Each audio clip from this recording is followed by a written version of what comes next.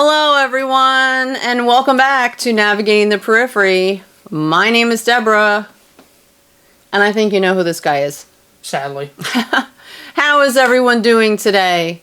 If you're into what we're doing on this channel, please subscribe and hit that like button. We want to try and get our message out there and try to reach and help as many people as we can. Navigating the Periphery, we're trying to stop the stigma of a mental health diagnosis. Not one, not two. One show at a time. If you know anyone who could benefit from watching this channel, please help spread the word. Remember, it's okay not to feel or be okay all the time. You guys and gals are not alone. We're here. We're here. So Philip, how are you doing today? I'm doing great today, Mom. How are you doing?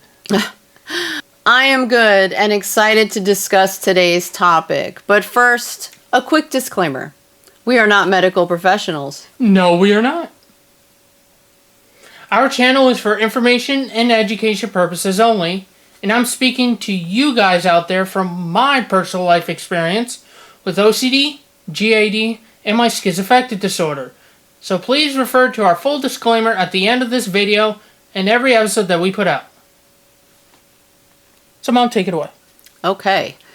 Today we're going to navigate the periphery of the stress of being around family members and friends who voted differently than you in this past presidential election, and the stress that that can cause, especially when you have a complex mental illness and everyone has a different opinion. I'm going to refer to this episode as the aftermath. The aftermath. Here in the U.S., our country is divided after this presidential election, and handling election-related anxiety can be especially challenging when you're managing a mental illness, as heightened stress can exacerbate your symptoms. We actually experienced a little discord in our own family over it. One thing I'm sure we can all agree on is that we're happy there are no more political ads interrupting our favorite TV shows. Yes. So, this episode is going to be a brief episode on how to cope with this. This is definitely true. Now, you guys out there know my degree is in behavioral science, so we are going to tackle this topic and try to explain the why people behave like this, not try to diagnose them or how to fix their behavior. I want to discuss how to handle the stress of when a family member or close friend does not vote the same way you do, and frustration of not getting along in the aftermath of it, hence the aftermath. Please remember, this information is going to be from my lived experience with OCD, GAD, and my schizoaffective disorder mixed type. After the election, you may experience relief, disappointment, anger, or frustration. Yes. Give yourself permission to feel your emotions without judgment, knowing that it's natural to have strong feelings about the outcome.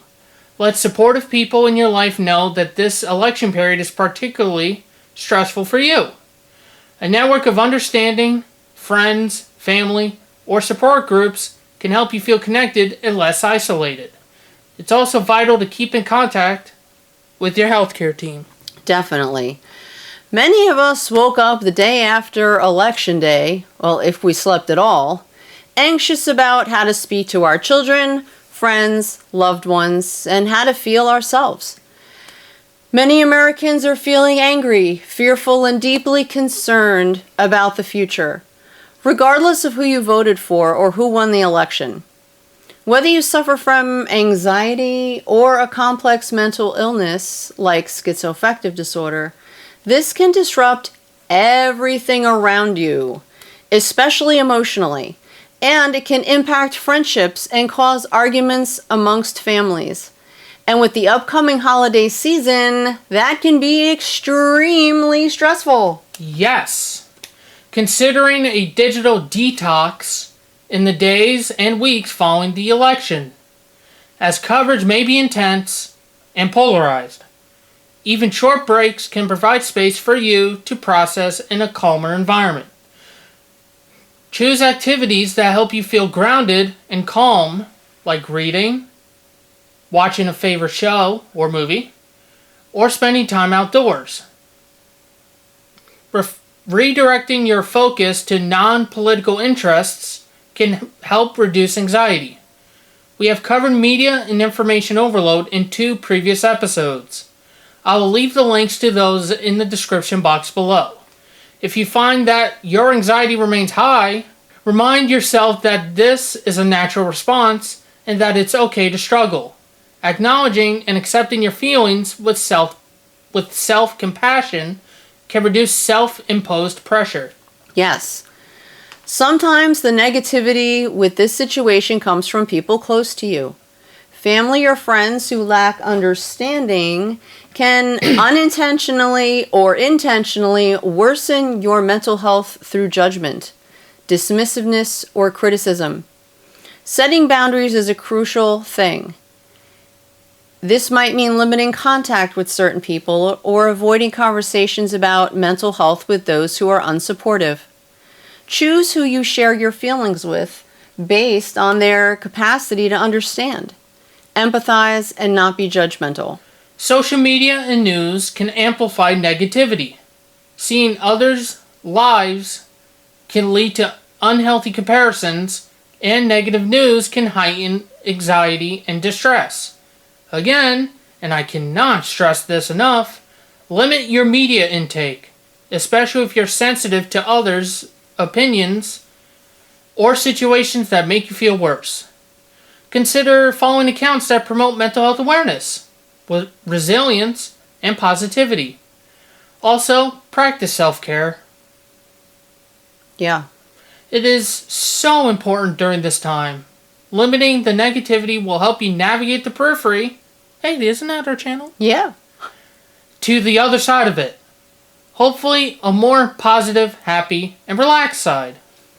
If you're experiencing overwhelming symptoms like intrusive thoughts, panic attacks, or depressive episodes, please consider reaching out to a mental health professional. Crisis lines, support groups, and online therapy resources can be lifelines, particularly if in-person options are limited.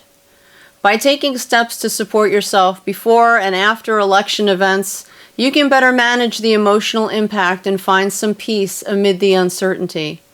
And in this brief moment of time, please just breathe and try to stay strong. And please, always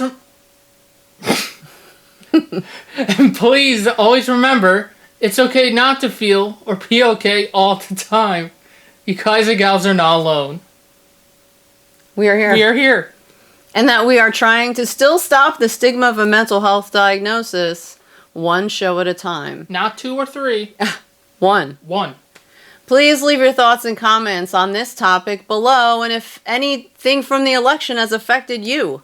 We would love to hear if any of this negativity or positivity has affected you guys out there. So until we see you in our next episode coming really soon, please take care, have a wonderful evening, and please don't be stressed out. It's going to pass. Take care for now. Bye. Bye.